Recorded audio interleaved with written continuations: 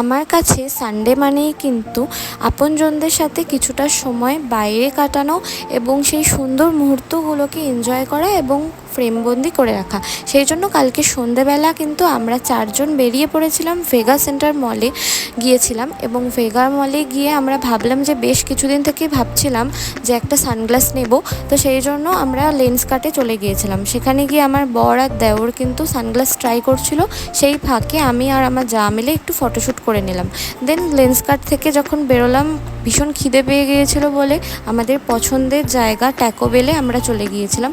তো সেখানে গিয়ে খাবার অর্ডার দেওয়ার পরে কিছুক্ষণ ওয়েট করছিলাম, তখন আমি আর যা মিলে কিন্তু একটু ভিডিও করে নিচ্ছিলাম। তো তারপর খাবার চলে আসলো আর আমরা জাস্ট হামলে পড়েছিলাম খাবারের উপরে। দেন সেখান থেকে আমরা কেএফসি গিয়েছিলাম আর সন্ধেটা কিন্তু আমরা এইভাবেই এনজয় করলাম। তোমরা কে কে সানডে কীভাবে এনজয় করেছো আমাকে কমেন্ট করে জানিও। আজকের জন্য ভিডিওটা এইটুকুই, টাটা।